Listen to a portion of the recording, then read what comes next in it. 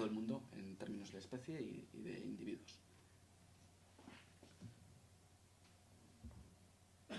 Bueno, todos los murciélagos aquí son insectívoros, comen insectos. Como ya he dicho antes, aquí también habrá ciertas especies que se alimenten sobre todo de polillas, otras de moscas, de mosquitos. Será un grupo diverso en cuanto a la dieta. Los últimos 5 o 6 años, en el grupo de investigación de la UPV, en el EIUA, nos estamos dedicando a investigar la dieta de muchas de las especies y estamos viendo que comen una barbaridad de especies de polillas, por ejemplo. En 2012 capturamos en mayo 20 individuos de un murciélago de herradura, en julio otros 20 y en septiembre otros 20, y esos 60 animales se comieron más de 100 especies de polillas, entre las que podíamos encontrar especies plaga como la procesionaria del pino, etc. Entonces, bueno, pueden tener importancia, luego lo comentaré un poco. Bueno, todas son insectívoras, pero hay una que ocasionalmente come pájaros. Entonces se ha visto que esta especie, el nóctulo grande, el Nyctalus lasiopterus, ocasionalmente caza paseriformes que pasan en migración. Paseriformes migratorios. Y unos compañeros de Sevilla han publicado hace poco un artículo en el que han identificado 31 especies de pájaros en la dieta de este murciélago. Se desconoce cómo los caza y cómo se los come. Si se los come al vuelo o baja y se los come o les quita un bocado y se marcha, no sabemos nada.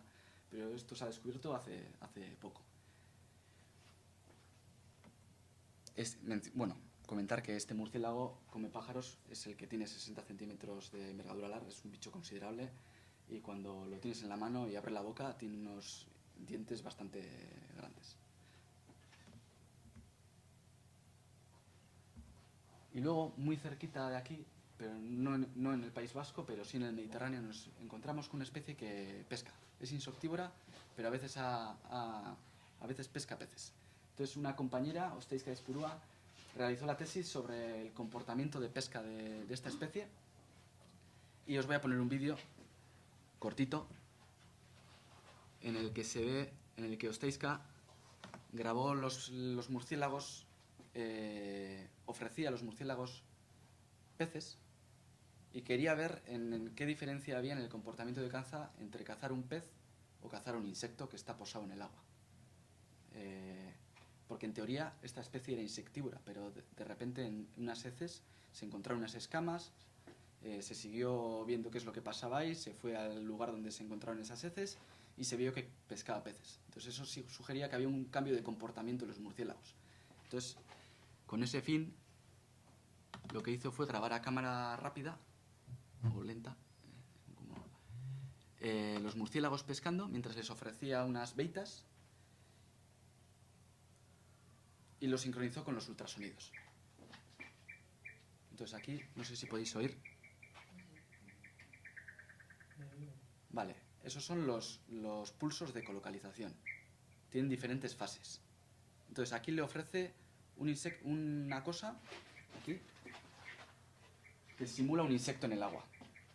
Tiene una fase de búsqueda, ha encontrado algo y ahí afina y se ve cómo mete las piernas y coge el insecto. Y ahora lo que hizo es simular algo que simulaba el pez. El pez cuando rompe la base del agua y luego desaparece.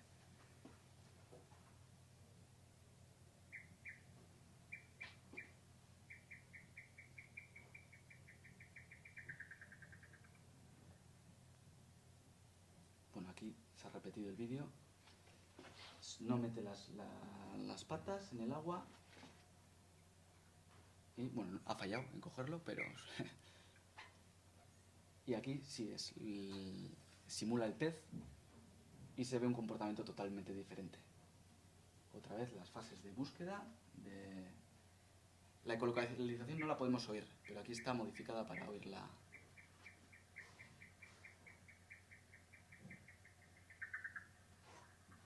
Entonces ahí mete por completo las patas. Con el insecto no metía las patas.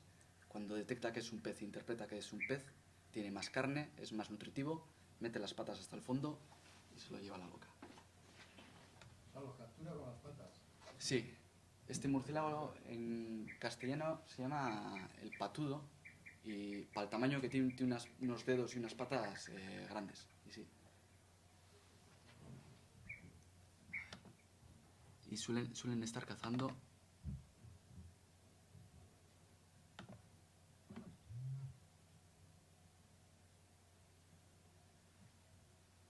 Así. No sé si podéis apreciar. Antes era un zoom, pero suelen estar encima del lago o de la superficie del agua revoloteando. Bueno, esto es en el Mediterráneo, es en Valencia, en Denia, en un campo de golf.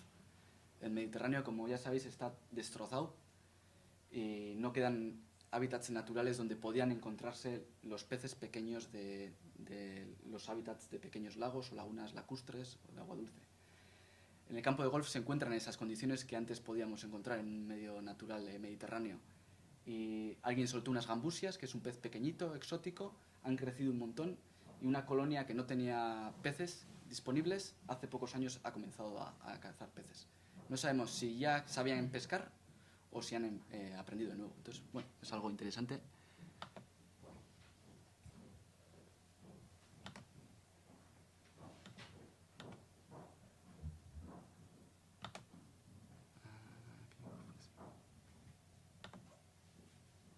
Vale.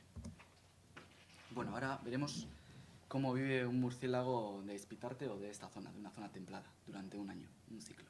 ¿Vale?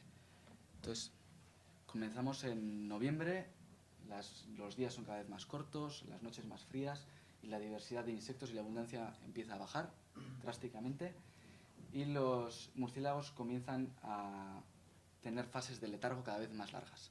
Se van acercando a los refugios de hibernación, que suelen ser refugios fríos y húmedos. Entonces, en la época de hibernación, como hemos comentado antes, reducen el metabolismo al nivel mínimo. La temperatura corporal casi se iguala con la ambiental. Si la cueva está a 8 grados, ellos están a casi a 8 grados. Y esto les permite ahorrar en energía, un montón de energía. Les permite pasar todo el invierno prácticamente sin comer hasta primavera. Bueno, según la especie nos los encontraremos hibernando en diferentes tipos de grupos, desde especies que nos las encontramos sueltas hasta grupos más pequeños o grupos enormes. Pelotas como estas se podrían encontrar en Espitarte. Esta especie sí que se encuentra en esta zona y pues ahí podrían haber, no sé, 200 individuos. Suelen estar muy apelotonados. Otras especies suelen estar colgadas y solas. Aquí se le ha condensado toda la humedad y transmiten frío, ¿no? Transmite un poco de frío. Y otras especies pues que están en grupos pero un poco más dispersos. Esto será, según qué especie sea, pues nos las encontraremos de un modo o de otro. Otras están mixtas. Aquí hay dos especies. A veces se juntan. Este es un murciélago de cueva y este es el murciélago del Mediterráneo de herradura. Y a veces se juntan así. No es raro. Este es un murciélago de cueva que nos lo encontramos en Espitarte, luego hablaremos de él. Y es raro encontrárselo solo, pero a veces se encuentran individuos solos, normalmente en grandes pelotas.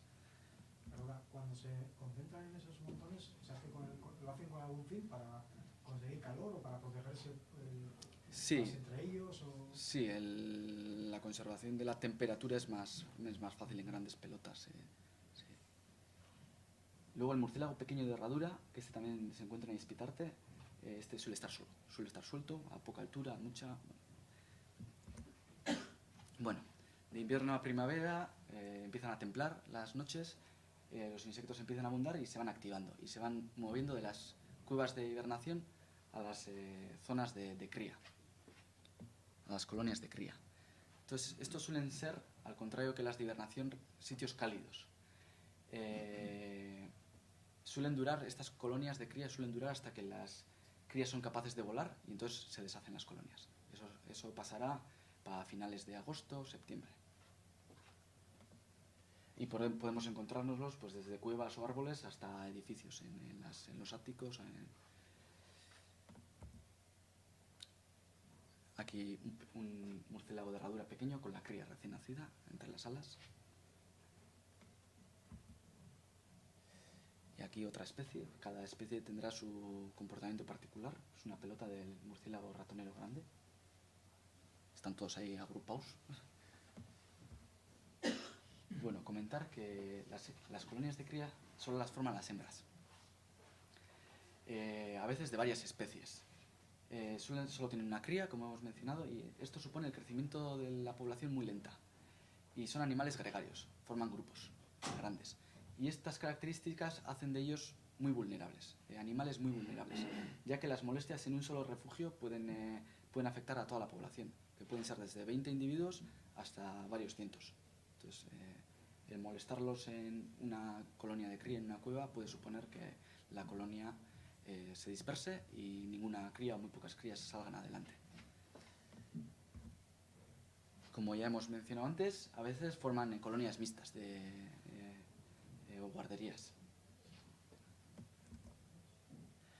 Bueno, en agosto-septiembre es la época de celo. Se le suele llamar swarming en inglés y es enjambre, forman como enjambres, animales revoloteando, sobre todo cerca de cuevas con bocas grandes. Se sabe poco de lo que pasa en la época de celo. Nosotros les llamamos las discotecas porque están ahí volando sin cazar, sin aparente actividad de caza. Bueno, pues están ligando. Y se aparean y se dispersan. Se dispersan y entonces en las siguientes semanas se dedicarán a comer y a hacer grasa, sí, para la hibernación, sí, eso es. Entonces se preparan para el invierno y cuando ya las noches son cada vez más frías tendrán fases de torpor, de letargo cada vez más largas y se irán acercando a los refugios de hibernación y ya se cierra el ciclo. Entonces esto es más o menos lo que le pasa a un murciélago durante el año aquí en Errantería. Bueno, el estado de conservación y las amenazas de los murciélagos. A nivel mundial ha pasado y está pasando un declive de las poblaciones. Y el País Vasco no es ninguna excepción. Entonces hay colonias que están desapareciendo y las poblaciones están disminuyendo en número. Es cierto que en algunas zonas y algunas especies se han recuperado las poblaciones o están estables, pero en general la tendencia es negativa. En el País Vasco tenemos varias especies amenazadas, 6 de ellas en peligro de extinción, en la misma categoría de peligro que el lince ibérico. Bueno, un poco otra vez, ¿por qué son vulnerables? Son pequeños, viven muchos años y el crecimiento de las poblaciones es muy lento. Entonces, si el año es malo, es frío, hay pocos insectos, van a tener muchas dificultades. Y además, si tienen molestias o pérdida de hábitat o de refugios, ya no van a salir adelante ese año las crías. Entonces, la principal amenaza son las pérdidas de refugios. La pérdida de refugios, bien porque se cierran o se obstruyen las entradas de las cuevas de modo desapropiado para ellos, o bien porque hay un yacimiento, o porque es privada, o por diferentes razones, pero según cómo se haya cerrado, los murciélagos no podrán salir ni entrar y entonces esa colonia pues desaparecerá. O consiguen moverse a otra zona cercana o tendrán problemas. Los arborícolas, porque se talan los árboles. Normalmente cuando se hacen las limpias de los árboles se quitan los árboles viejos que están de pie o muertos o con muchas fisuras, o los árboles feos, ¿no? Pues los árboles feos son los que utilizan los murciélagos para refugiarse, porque tienen muchas oquedades, huecos, eso. O porque se molestan, porque la gente va a hacer pintadas, a hacer fogatas, a pasar la noche de juerga o simplemente a romper estalactitas para llegar a casa. Entonces, estas amenazas, o sea, estas molestias causan bastante daño en las poblaciones de murciélagos. Porque son muy vulnerables durante la hibernación. Están en el nivel mínimo que necesitan para sobrevivir, ¿no? Entonces, en esta foto, por ejemplo, podemos ver estos murciélagos que están con las patas así. La postura normal de hibernación suele ser en extensión y están colgados. Bueno, esto es que alguien ha entrado o algo les ha molestado. O alguna luz, algún foco o algún ruido les ha molestado y no se despiertan instantáneamente, no pueden despertarse de repente y echar a volar. Entonces empiezan a calentarse y al de 20 minutos, media hora, desaparecen y se van a otro lugar. Este vuelo les supone un gasto energético enorme y puede consumirle las reservas que les quedaban para llegar a primavera. y algunos de esos individuos puede que no lleguen a primavera. Son animales muy vulnerables también durante la época de cría, y eso es, cuando imaginaros que hay en una borda se encuentra una colonia de cría, renovamos la borda, la echamos, lo que sea, ese estrés ya puede causar que o abandonen las crías, que se pierdan, que sí que no salgan adelante. Bueno, la pérdida de hábitat también es una amenaza bastante grande, pero no solo la deforestación, por ejemplo, como tal, sino cambios a nivel de paisaje que disminuyan la complejidad paisajística. Por ejemplo, esto es Carranza, el Valle de Carranza, no sé si lo conocéis. Es un valle bonito, ¿no? Así, con setos vivos, prados, se dedica sobre todo a la ganadería. Aquí hace años estudiamos la dieta del murciélago mediterráneo de herradura, que luego hablaré de él. Él se encontraba en Aispitarte, pero desapareció hace años. Y lo que vimos era, este murciélago solo caza en bosques y en setos vivos. Nunca va a pasar a los pastos. Es de zonas de vegetación. Lo que vimos es que come solo polillas. Pero el tipo de polillas que come varía según la estación, y estas polillas están asociadas al paisaje de forma diferente. Es decir, las que se comían en mayo procedían del bosque. Las larvas que darían a la polilla procedían del bosque.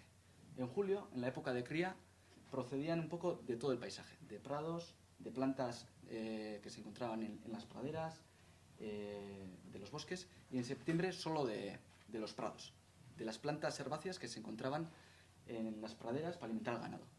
Si el ganadero decide cambiar el cultivo del pasto por monoespecífico, porque la especie de planta esa es mejor para el ganado, es más productiva, seguramente en esa época el murciélago se quedará sin alimento ese año, porque no habrá polillas que solo se alimenten de esa planta, o sí, pero cambiará. Y esto puede afectar, y no sabemos cómo afecta a los murciélagos, pero está pasando. Zonas urbanizadas cada vez más grandes. Esto lo que hace es aislar las poblaciones. Poblaciones que antes se conectaban ya no se conectan, quedan aisladas, y esto crea unos problemas en cuanto a la sanidad, salud genética, y esto dará a poblaciones cada vez más pequeñas y problemas derivados. Los insecticidas que se utilizaban antes, ahora ya no, para fumigar los bosques, mataban a los insectos, no solo a la plaga que afectaba a los bosques, sino a todos los insectos, y se quedan sin alimentos. Hemos realizado algunas grabaciones en plantaciones de pinos en Vizcaya, y la diversidad de murciélagos es muy baja.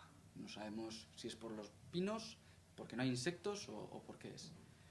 Porque se trataban las maderas con insecticidas o tóxicos, y los murciélagos que se refugian en casas, al estar en contacto directo con la madera, se pasa la piel y se intoxican y mueren. Y bueno, una pregunta puede ser ¿por qué conservarlos?, ¿no? Porque es nuestra responsabilidad moral, porque están en declive directamente por causas humanas, no por otras. Entonces, los que igual tenéis alguna sensibilidad con la naturaleza o animales, podéis, ¿no?, darle prioridad a esta razón. Pero bueno, hay de todo. Todos están protegidos por la ley. Deberían de tener un plan de gestión y uno de conservación. No lo tienen. Y desde un punto de vista egoísta, porque nos ofrecen unos servicios, nos hacen ahorrar mucho dinero. Y ahora vamos a ver unos ejemplos. Son necesarios en muchos ecosistemas. En los trópicos, porque son polinizadores. Por ejemplo, de especies económicamente muy importantes como el plátano, el mango, el melocotón, o en la dispersión de semillas, pues de aguacate, dátiles o del agave, que se utiliza para hacer tequila. Entonces están ligados, la producción de estas plantas está muy ligada a los murciélagos, en cierto modo, como el de las abejas y las flores. Pero, volviendo aquí, todos son insectívoros. Y estamos viendo que comen especies plaga que causan mucho daño en agricultura y en sistemas forestales. Para que os hagáis una idea, un murciélago puede llegar a comer 3.000 mosquitos en una noche. Entonces, es mucho. Esto ha llamado la atención de muchos investigadores, y en los últimos años en nuestro grupo estamos identificando pues qué murciélagos comen qué especies de plaga y si sirven o no, podrían servir de control de plagas. Os voy a poner un ejemplo de unos compañeros catalanes que estudiaron en el delta del Ebro, en los arrozales, el problema que tenían con una polilla, que es plaga del arroz y creaba bastantes daños en las plantaciones y les obligaba a hacer uso de insecticidas. Lo que hicieron fue poner cajas nido en la zona de los arrozales con el propósito de fomentar la colonización por los murciélagos, y vieron que esta especie las estaba colonizando bastante bien. Y lo que al siguiente año, o al de 2, no puedo decir ahora, vieron que estos murciélagos controlaban el nivel de las polillas a un nivel que no llegaba a ser el de plaga, haciendo, por un lado,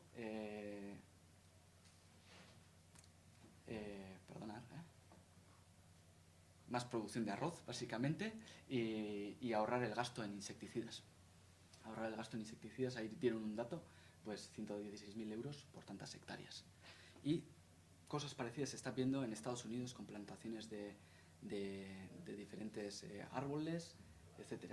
Los murciélagos son grandes consumidores de especies plaga. Bueno, y volviendo aquí al lado de casa, ya teniendo una idea general de los murciélagos, ¿cuáles son los que nos podemos encontrar en Azpitarte? Bueno, pues 3 especies. De las 1.300 que hemos visto en el mundo, 25 en el País Vasco, 3 nos las encontramos aquí. Y la primera de ellas es el murciélago de cueva, Miniopterus reybersi, Cova sausarra. Y es un murciélago de tamaño pequeño-medio, con una cabeza redondeada y las orejas muy separadas, y tiene unas alas muy estrechas y largas. Esto les confiere un vuelo muy rápido, cazan muy rápido. Y tienen una membrana alar bastante desarrollada, lo que les permite hacer quiebros, a pesar del vuelo rápido, a realizar quiebros bastante rápidos. Bueno, es una especie cavernícola, aunque también se puede encontrar en otras, en minas o en zonas subterráneas, pero es particularmente cavernícola. Y nos la solemos encontrar en pelotas o en grupos así grandes, de varias decenas o centenares. Es raro encontrárselo suelto y suele tener esta postura. Así. Si lo vemos alguna vez en alguna cueva. Se distribuye por todo el Mediterráneo, desde la península ibérica hasta el Cáucaso. Y es interesante mencionar que se mueve mucho. Entonces, se han encontrado murciélagos marcados aquí, en el País Vasco, se han encontrado en Guadalajara, pero estos murciélagos de Guadalajara se han encontrado en Cataluña, los de Cataluña en Francia, por esta zona. Son capaces de moverse 400-800 kilómetros en pocos días. Entonces esto son muy dispersivos. Y estos patrones no se conocen. No se sabe muy bien qué patrones siguen, porque del mismo modo que el de Azpitarte iba a Guadalajara, luego se iba a Cataluña y luego volvía o no. No se sabe, pero se mueven mucho. Se encuentra catalogada vulnerable en el País Vasco, una especie vulnerable. En cuanto al comportamiento de caza, suele cazar a gran velocidad y sobre todo por encima de bosques, a gran altura. Se aleja de las cuevas, sube a gran altura y se puede alejar hasta 30 kilómetros de la cueva para cazar en una sola noche, en un radio de 30 kilómetros, y luego vuelven. Y se alimentan sobre todo de insectos blandos, pero sobre todo polillas. Entonces, unos compañeros de Copenhague tomaron muestras de casi todo el área de distribución y están analizando la dieta, y lo que han visto es que consumen un montón de polillas y además un montón de polillas de especies plaga, acorde con las plantaciones que hay justo debajo a varios metros, cientos de metros. Entonces podría ser una especie importante en nuestra zona como control en un futuro. En nuestro grupo estamos viendo que también come un montón de especies de polillas, es una pasada, y entre ellas también la procesiona del pino y otras especies. Vale. Las otras 2 especies son los murciélagos de herradura, y entre ellos nos podemos encontrar el pequeño de herradura y el grande de herradura. Entonces esta es la mayor diferencia a simple vista, es el tamaño. Se diferencian bastante, considerablemente. Entonces, Esta foto no es de ninguna de estas dos especies, pero es muy buena para ilustrar las características de la mayoría de los murciélagos de herradura. Y lo característico es la nariz en forma de herradura, con una especie de silla, y de unas rugosidades, que son las que utilizan para dirigir el ultrasonido. Mientras que el de cueva la emite por la boca, como la mayoría de los murciélagos, estos lo emiten por la nariz. Y es algo característico y particular de este grupo. Tienen un sistema de ecolocalización diferente al resto. Y esto también está ligado está ligado al modo de vida que llevan, dónde cazan y qué es lo que cazan. Por otro lado, a diferencia del murciélago de cueva, tienen unas alas redondeadas y cortitas. Y entonces lo que les confiere es, en vez de un vuelo rápido, un vuelo lento pero muy maniobrable. Estos, cuando los vemos volar, parecen más al estilo de una mariposa que el de un pájaro rápido, ¿no? Volviendo al pequeño y al grande, el pequeño se distribuye por toda la zona mediterránea también, es el que más al norte podemos encontrárnoslo, sube hasta Irlanda, y está catalogada en el País Vasco como de especial interés. No es rara, nos la podemos encontrar en muchas zonas, en iglesias, en casas, en cuevas. Y el grande de herradura se distribuye desde la península ibérica hasta Japón. Tiene una distribución muy amplia y tampoco es rara aquí. Nos la podemos encontrar en muchos sitios, no solo en cuevas, pero también en iglesias y en casas y en minas. Y esta se encuentra catalogada como vulnerable en el País Vasco. Bueno, forman grupos más pequeños que el murciélago de cueva. Desde individuos que nos los podemos encontrar sueltos, como el pequeño de herradura, grupos intermedios de unas decenas, hasta grupos más grandes, pues de varias decenas, de algunos cientos. Como ya he dicho, no solo en cuevas, sino también en edificios. En cuanto al comportamiento de caza, están especializados en cazar muy cerca de la vegetación y, por ejemplo, el pequeño en entrar entre las ramas de los árboles y los arbustos y salir. Tiene un vuelo muy maniobrable y eso les permite hacer esos quiebros y cazar en zonas muy cerradas. Se alimentan sobre todo de polillas también. La mayoría de los murciélagos sobre todo de polillas, pero también se ha visto que el grande de herradura puede comer escarabajos, insectos más grandes, y el pequeño pues mosquitos y insectos blandos pequeños. También pueden cazarlos esperándolos desde una percha. Esto se le llama caza desde una percha, y a veces están colgados de una rama y están esperando a que pase el insecto, y cuando pasa van detrás de él y lo capturan. Bueno, cuando entramos en una cueva o alguien nos pasa una foto, el pequeño, el grande o cuál. Si lo vemos a simple vista y están los dos en la misma cueva y cerca, es muy fácil, es evidente. El pequeño es muy pequeño y el grande es considerablemente más grande. Pero cuando nos pasa una foto no es tan fácil. Entonces, la característica diagnóstica suele ser la forma o algunas características de la silla, de la nariz. Pero esto muchas veces no es posible de verlo bien o claro en las fotos. Entonces, cuando están hibernando, se dice que el grande suele dejar la cara y el pecho descubiertos y el pequeño se suele cubrir entero. Pero bueno, también nos encontramos pequeños que dejan la cara descubierta y el pecho descubierto, con lo cual no es una regla al 100%. Pero bueno, ya veis, por ejemplo, que la forma del pequeño es más de pera, redondeada, y el de grande es más robusto, más... Bueno. Y en Aispitarte nos podíamos encontrar una cuarta especie, el murciélago mediterráneo de herradura. Se trata de una especie que está en peligro de extinción y desapareció de Aispitarte sobre los años 60. Se desconoce la causa. Solo quedan hoy en día 2 colonias en el País Vasco que se encuentran en Vizcaya, en Carranza y en Lea Artibay. En Lea Artibay, eso es. Y bueno, es una especie muy sensible a las molestias. Entonces puede ser una de las grandes causas o principales causas de que haya desaparecido de Aispitarte. Y particularmente eso, los últimos 5 años nos hemos pasado estudiando la dieta de esta especie, y se ha especializado en polillas y come polillas de todo tipo y de toda clase. Entonces, bueno, esperemos que dentro de pocos años vuelva otra vez a ocupar Aispitarte y a ver si se puede mantener. La población más cercana está en Aulesti, en Vizcaya, un poco lejos, y si vamos hacia Iparralde, en Urdax, cerca de la Muga. Entonces, bueno, ahí está. Son especies que no se mueven mucho, como la de cueva, no son capaces de volar cientos de kilómetros en pocos días, más bien menos, pero bueno, si existen los corredores apropiados y la cueva se protege, pues podría volver, ¿por qué no? ¿Y no se puede introducir? Introducir.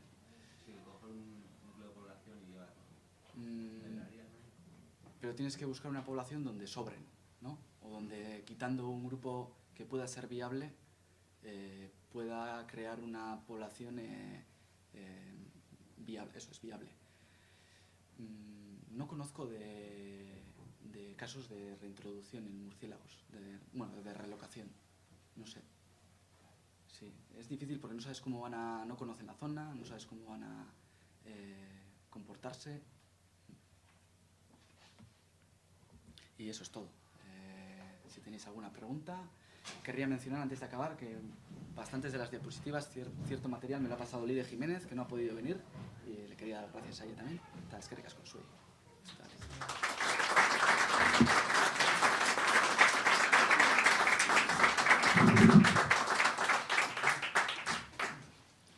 Bueno, si tenéis alguna pregunta, este es el momento. Tienen problemas de parásitos, con la sangre caliente y el pelaje. Perdona. Sí. Bueno, problemas.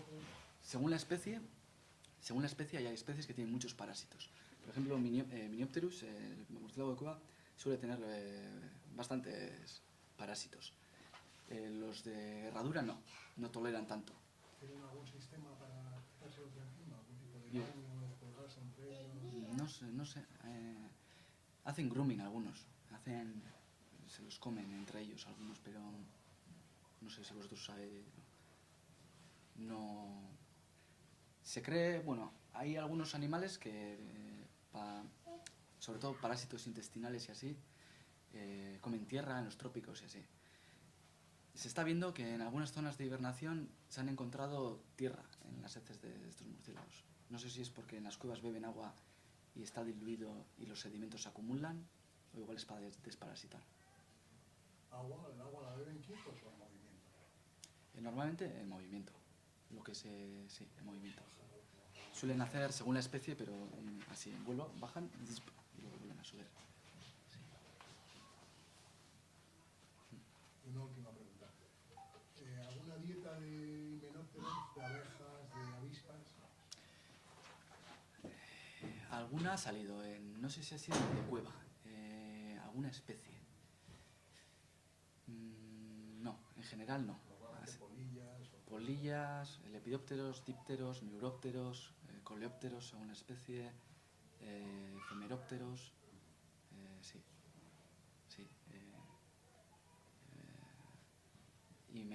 Himenópteros, hormigas voladoras, sí. Se está viendo, hay unos fallos, claro, esta tecnología se ha desarrollado hace pocos años. Y digamos que los productos que se están usando tienen un sesgo hacia ciertos grupos de insectos, los identifican mejor que otros que no están tan estudiados. Y se está viendo ahora que con otras técnicas complementarias, o bueno, productos complementarios, están apareciendo himenópteros. Cuando surgen un bloom de estos de hormigas voladoras, pues algunas especies aprovechan ahí, sí. Ciertamente oportunistas, dependiendo de... Sí, algunas están más especializadas en detectar cierto tipo de insectos, pero dentro de ese tipo de insectos, lo que haya. Sí.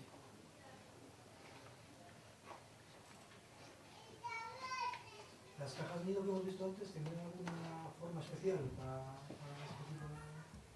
Pues existen bastantes modelos. A ver. Aquí. Este tipo. Sí. ¿Sería para introducir por desde abajo? Sí, suelen tener una entrada, una hendidura rectangular, pequeñita, según la especie, y luego dentro se abren un poco, tienen alguna placa de madera y suelen ir al fondo. Y suelen estar ahí. Sí. pero según la especie varían las cajas. Son específicas, no vale una típica caja de pájaro, la típica, ¿no? Con un agujerico y tal. No. Es una caja específica para ese tipo. Sí. Sí, algunas suelen tener la entrada además más pequeña para que no entren pájaros o animales. ¿Se puede encontrar algún diseño para hacerlos? ¿Algún diseño? Diseño de amigos, eso. Sí, en internet hay bastantes. Si te interesan te podríamos pasar. En el grupo creo que tenemos alguna información de... Sí, ahora unos compañeros están haciendo unas manualmente en el laboratorio para el tema del control de plagas y eso. Pero para el control de plagas... Bueno, sí, perdona, estaba... Sí. ¿Hay algún cálculo estimado de los murciélagos que hay en Espitarte? Kalkulatu laike gutxi gora bera? Lehen hitz egiten gara eta egun bat edo. Euna le? Ez da egin jarraipen kontinuorik, ez da, eta orduan egun bat alde kobazuluko sagusarrena, espezie batena. Baten. Bai. Hori da, bai, egun bat alde. Ez dakit zein izango dan hurbileneko populazioa.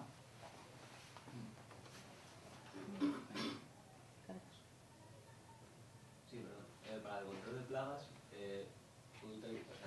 fomentas la población del murciélago, pero el autóctono en esa zona, ¿no? Sí. O sea, porque si no tendrás problemas con las invasoras o sea, con especies Claro. invasoras, etc. Sí, este murciélago, claro, se tiene que buscar un murciélago que viva en la zona y que en la zona se encuentre cazando, y aquí lo que hicieron es fomentar un poco la población de esa zona. Claro, esto tiene un peligro. Cuando la plaga desciende, ¿qué haces con esa población? Igual se queda sin alimento y no es viable. Se está viendo que se mantiene, entonces pues puede haber bastantes insectos en esas zonas, pero hay que tener en cuenta eso, que fomentarla sí, pero luego puede ser viable o no. Sí, y siempre son especies autóctonas. Sí. No conozco casos de que se hayan traído... Sí que hay casos de murciélagos como mascotas, sobre todo los murciélagos de zorros voladores y murciélagos especies grandes, frugívoras, se tienen como mascotas, y creo que en el Mediterráneo hay alguna alóctona, pero no en este tipo de insectívoras.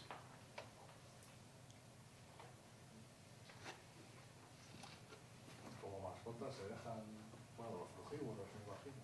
Los frugívoros sí. Sí, en el sudeste asiático y en Australia sí los tienen ahí colgados, les dan fruta, el biberón. Sí. Bueno, en el sudeste asiático se los come. Entonces, ahí, aparte de tenerlos como mascotas, algunos los tienen, pero para comérselos. Los crían. Bueno, no sé si los crían, pero los cogen, bueno, normalmente los matan, pero los mantienen. Pero los grandes tendrán su chicha, ¿no? Sí, pues un kilo y medio, pero bueno, un kilo. Sí, y es un problema, en el sudeste asiático así se come mucho. Sí.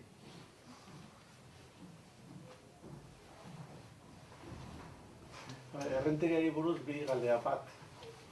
Ze gomendioak udalarentzat Espitarte kudeatzeko, eta bi, baso jabeentzat denak ezagutzen ditugu, jabe pribatu edo publikoak, ze gomendioak mantendu edo berreskuratu ahal izateko populazio hauek.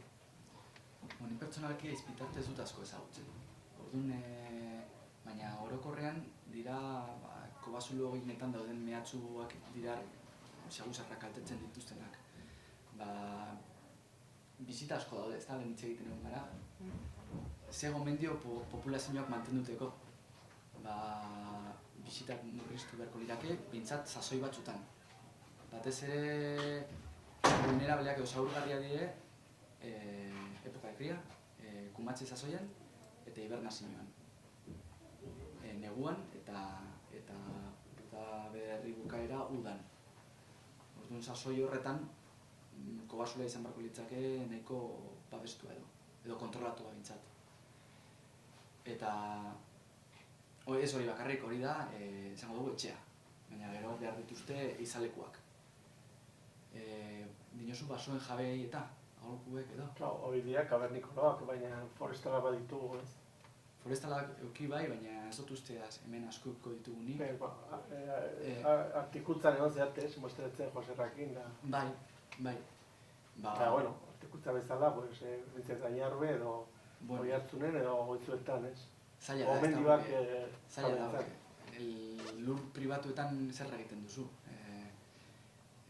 Jabeak beti pentsatuko du edo saiatuko da alik eta probetxu egin ateraten lurrari. Horretarako landatu behar ditu pinuak, landatuko ditu.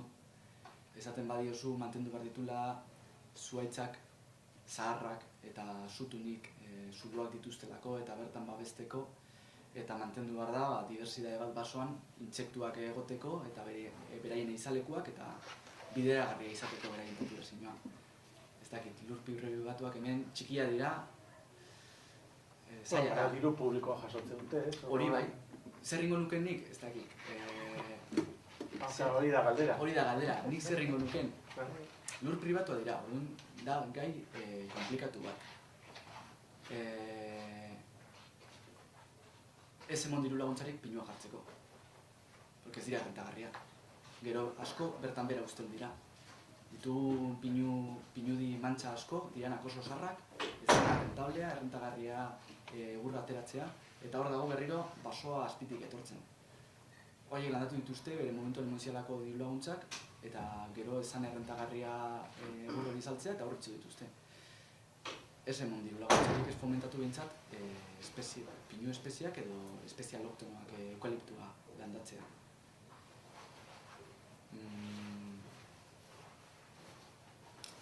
Ez dakit, derrigortu lur pribatuei, ez dakitan formula. Ez dakit zein dan formula. Beste leku batzutan, Nafarroan dira baso komunalak dira, eta horrela esagoa da. Evidentia da, aldatzen zaranean karretera, karretera pasatzen duzunean, basoak guztiz aldatzen dira. Ja ez dira mantxa txikiak, ja dira baso izaera handiagoa duten mantxak, eta nahiz eta kudeaketa bat duten, egurra esplotatzen den, egurra ateratzen den, bertan igual errezagoa da. Eta inguru batzutan mantendu ditzakezu, zuaitzak dianak gakoa, refugio bezala, babesleku bezala, beste leku batzutan gehiago kudeatu basoa, eta apur bat, heterogeneoa ez da, sortu. Pribatuetan ez dakit. Ni osabak baditu terreno batzuk, esaten diet, landatzeko bertoko espeziak, baina horrek igual ematen du errenta, hemendik 50 urtera, edo ematen badu. Txikia die, ez dakit. Eta ganera, imaginatu mantxa bat daukazula, oso daukazula, zure lur pribatuan, kriston baso osto balkorra. Oso polita eta oso ona espezie forestalak bizitzeko, baina zenbat hektarea. Ondoan ja, daukazu paisaje guztia, pinuz, eukaliptuz, karreteraz, itxitako larrez, populazio hori ez da bideragarri izango. Oso txiki izango da eta horra arazo asko dira. Horren izan beharko litzake, kudeaketa bat integratu beharko lukeena paisaje guztia. Paisaje guztia, eta hori oso zaila da. Lur pribatu txikiak eta jabe asko dauden enean, gai interesgarria da, eta luzerako emongo luke, baina ez dakit, zer uste duzu zuk edo.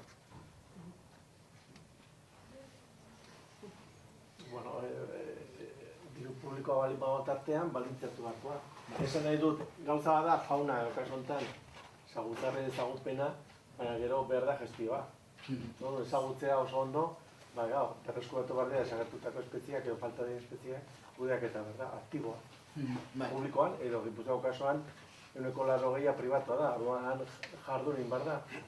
Nola, administrazioa deno jaingo dugu, baina ezin da esan pribatua delako bestaldea begiratu. Ez bestaldea begiratu ez. Ze pribatua dira enpresak edo bestelako jarduera ekonomikoak eta baldintzatu eta erregulatuta daude ere bai. Ez erraztu horren beste. Edo industriak, ez? Pribatua dira, baina emisioak edo jarrera, konportamenduak araututa daudela. Horren arautu egin behar da, ezin da zein egin nahi duen egin, ez da pribatu izan. Are gutxiago, diru publikoa bali mago tartean, diru laguntzetan, ez da? Ez diru publikoa da gontar enean hori aldatu beharko litzake, baina. esan duzu 30 kilometro inguru dirikala, ez? Kobasuloko honek, bai. 30 kilometrotan, Aiziterretik 30 kilometrotara, Bai, ira zenbat hiri dauden, bai, izango dut. biztanle asko dago. Ez, igual izatu lehike men ondoan edo jun lehike artikutza ganera izatzera.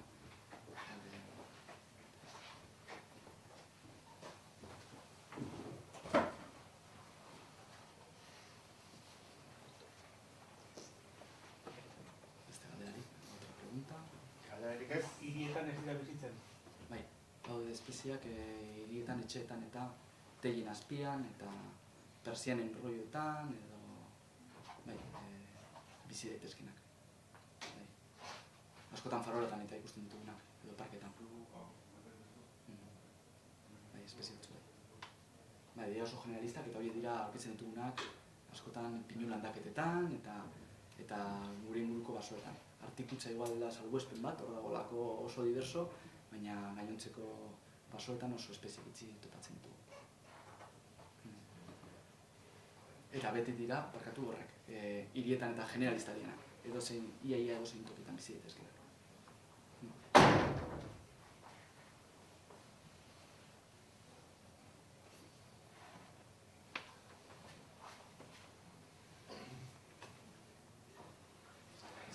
Bueno, eskerrik asko zuei etortzegatik eta etortzen gare, mila esker. Eta bueno, solo recordaros que bueno, esta es la primera charla de estas jornadas de divulgación que estamos haciendo sobre Espitarte, que la semana que viene, el día 18, vendrá Joseba Ríos, que es un investigador del Centro Nacional de la Evolución Humana de Burgos. Ha estado excavando aquí en Espitarte, estuvo excavando con Jesús Altuna, conoce perfectamente y actualmente pues, bueno, es uno de los máximos conocedores de la industria lítica de aquí y del extranjero. Entonces os invitamos a venir. Luego la semana siguiente, el día 25, también tendremos a Diego Gárate Maidagán, que está en el Museo Arqueológico de Bilbao, que es especialista en pinturas y grabados rupestres. Entonces, bueno, os animamos a venir a las próximas citas y bueno, muchas gracias por venir a todos.